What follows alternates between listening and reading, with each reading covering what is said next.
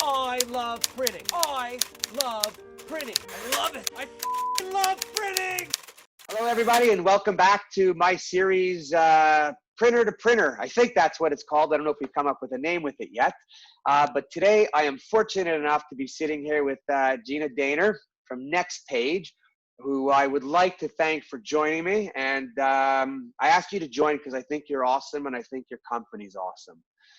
You know, we've sat on a few panels and a few boards together, and every time I listen to you, it's kind of like, wow, I want you as my boss. Or you could have run my company. So, yeah, oh, I know about that. So, welcome. Thank you, Warren. I appreciate the time. You're welcome.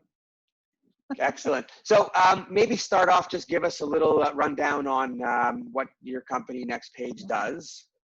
So NextPage is a printing, marketing, communications firm. We're located in Kansas City, Missouri. We have about 160,000 square feet of production space. What people typically know us for is we're the printer in the cave. We're in an underground complex, which is awesome for printing because we have a little bit easier time controlling humidity. Before COVID, we were sitting at about 160 employees. And today we're sitting at about 135. So you're actually, sorry, that's pretty good. I'm pretty happy. Me too. Revenues are off a little bit. The mix of work is changed by a little bit less than 10%.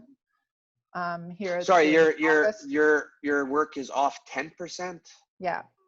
So we're down about 10% over last year.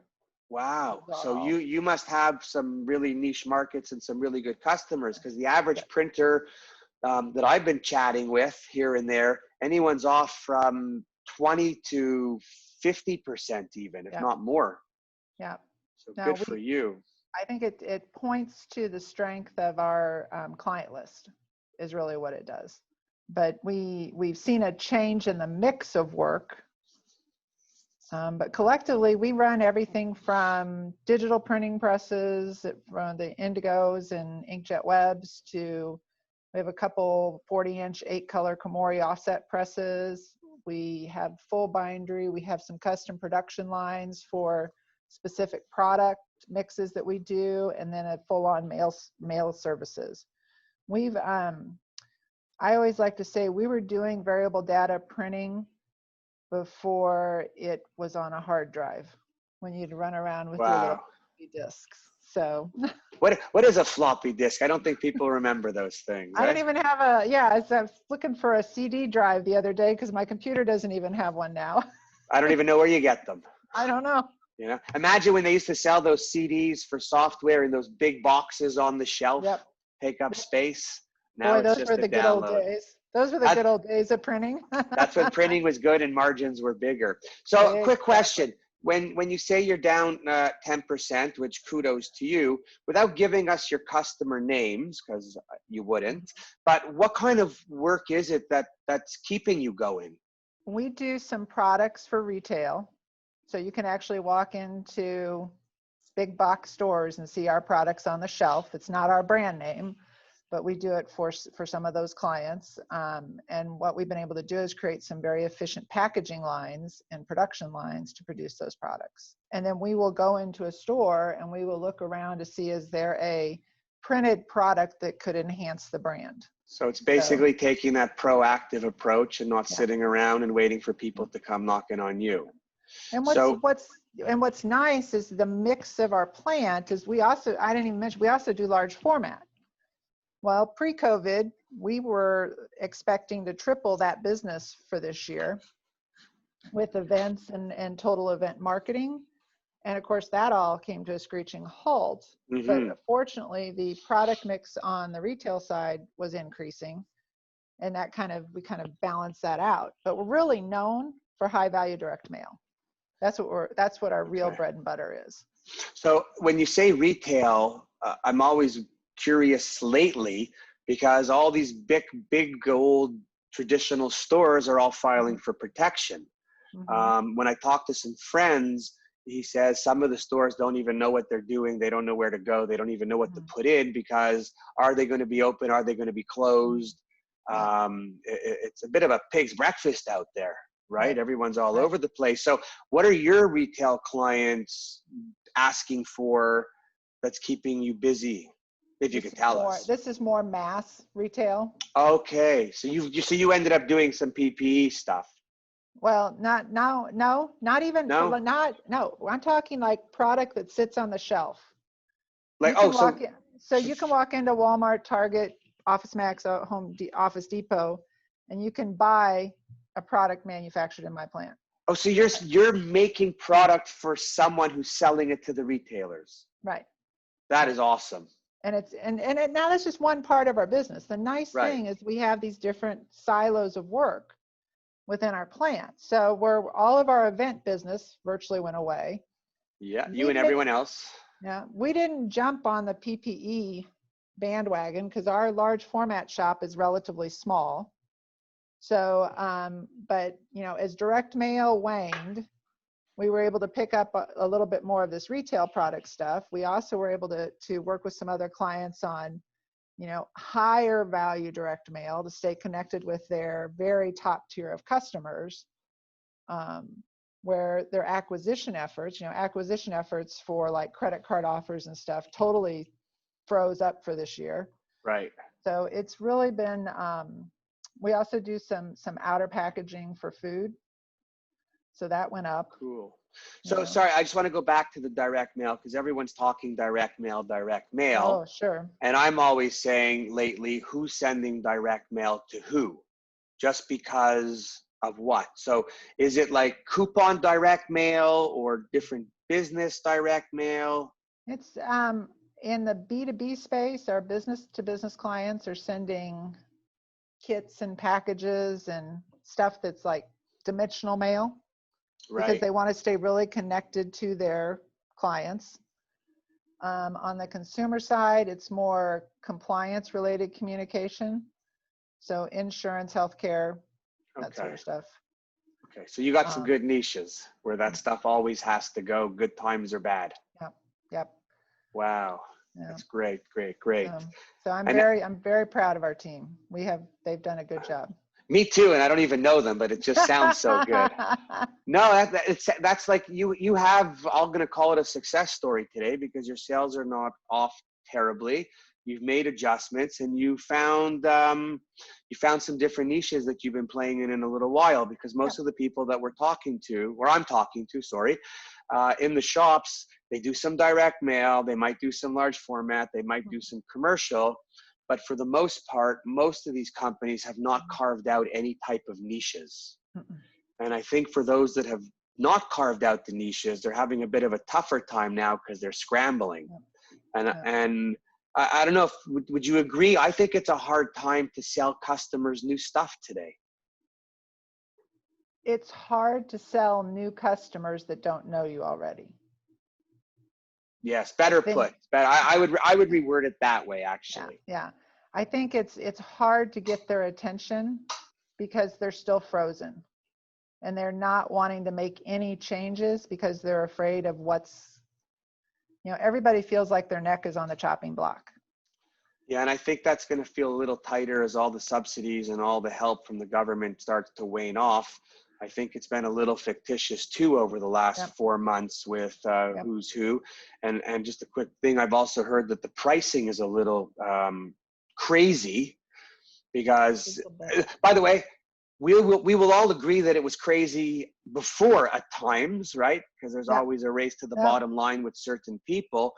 But I think today it's a little crazier because if your company was not solid before and you went through your line of credit, you're looking for revenue right now to appease the bank and have them hold off on making any calls to you. Yep. Right? Yep. So it's, and then I guess for yourself, it's important that you have the niches because you have the value customers where you don't have to play that game. Yeah. Somebody told me once, and this was probably 25 years ago, there's riches in the niches. So it's how can you find that and carve it out and own a sector. I don't know that I own any sectors, but we try to focus our efforts in very specific areas. Yeah, so maybe you don't own them, but I think you're doing a hell of a job. We're working hard. I think some, I'm always amazed because I speak to a lot of printing companies. And well, what amazes me with yours is you lead from the top. So everybody knows what you want and what's expected. And in many other companies, you shake your head, but you know what I'm talking about. But in many other companies, you have people, levels, and layers, and the ownership or the owner really isn't pushing or driving the ship in the right direction, but expecting others. And my experience would tell me that in your case, you have a better chance of surviving in a good way than the others who are scrambling with all this misdirection. Yeah. Well, I think one of the things that we have done well is we run the company pretty fiscally conservative. And so when we went into this, of all the players in our market space in Kansas City, I would say we have one of the strongest balance sheets just because of the years of how we've run it. So as soon as day one hit, I picked up, I called my bank, I told them what my plan was, I called my top 10 vendors, I told them what I was gonna do, that we'd typically pay to get discounts. I'm like, hey, you will get paid, there's money to pay you, don't worry about that, but I'm not gonna take my discounts, don't freak out. And I made those calls every week for the first 8 weeks until we saw things pan out. I also called our top customers. Yeah, we called our top 10 vendors. Then I called our top 10 customers and I said, what's your plan? Give it to me. Of course, they didn't have one, but those calls got made every week. And that's the way it had to go. So quick question, in calling the customers, you were calling the top customers. Do you deal with those customers, or do you have a rep, but you took the initiative to make the call? Oh, I have reps that handle that. But as far as I'm concerned, I'll call any customer any day of the week. Okay, good. No, I used to do the same thing. I always found that important because I found that salespeople, as good as they are, can't say the same things that we can as owners. Yep. And then when you talk to other owners, it gives them a sense of safety and security that they'll pass down the line in their place and secure your position. Yeah. But it's always amazed me with owners who wouldn't call or didn't call, or salespeople who didn't want the owners to call because they thought they were protecting the account, which really is owned by the company because they finance them. Right. Well, and I think that's one of the problems is whose account is it? I mean, the company. Yeah, it's the company's account because we have this whole infrastructure that we've invested in to support this relationship and this customer. But I think it also goes to what is the company really doing to support that sales rep? Oh, it goes with that goes goes in without there. question. It goes in there all the way. So. Yeah, no, absolutely. So that's good. So, and how do you see things now as we go through the next stage of this, whatever we want to call it, right? Every day for me is like Groundhog Day. This hellhole? We can just call it what it is, a hellhole? Yeah, exactly. Exactly. I think it's personally, Warren, I am like you. I'm generally the most optimistic person on the planet. But and I hope I'm wrong. I swear every time I say this, I hope I'm wrong. It's going to get worse before it gets better. That's my belief system. I don't think it's really hit. We talked about, all of the subsidies running out. Well, kids are all going back to school. And when the kids can't stay in school and when the restaurants can't stay open, it's going to be a tough one, I'm afraid. I don't disagree with you that I think it's going to get a little tougher. I know up in Canada, we're watching how we do things. Our virus rate is extremely low. People are wearing the masks. Nobody's fighting each other. It's out of a respect to the other person and the elders, because the elders are the ones who are most affected by this at the present. I know that the Canadian-US borders are closed another month, and they'll probably be closed 6 months because in the States, it seems to us it's out of control and nobody cares. Yeah. It's a bit of they're fighting masks. It's a left and right, it's our constant political, it's our political right. It's become political, not scientific, where we're dealing with it here in other countries in a scientific way. Yeah. Yeah. And I hope it all goes. Quickly, so that everybody could slowly get back to what they do and everything that they do. Yeah, exactly. But I'm hoping. Oh well, we can go down. We can go on. I'm just hoping that at the end of it all, It's not as bad as I have a tendency to think it might be when all the money runs out and the work stops. Yeah. And the other thing is that hasn't been factored in the conversation is really all the retailers that have closed, all the events that are over, the restaurants that might not open. Like, there's a lot of money owed. There's a lot of, anyways, it'll be a little scary and a little interesting to see. But It will be. I think in your case, I think you guys are awesome and doing the right stuff. So thank at the very least, I'm hoping you'll be around for another conversation about it in a few months. You know, that's the plan, but it's, you know, it's a tough road every single day. Everybody's worn out.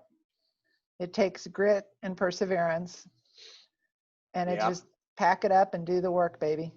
Yeah, no, exactly. So, All right, great. Well, on that note, I want to thank you. I want to wish you luck. If there's anything I could ever do to help, participate, promote, whatever, you can reach out to me. It'd be my honor.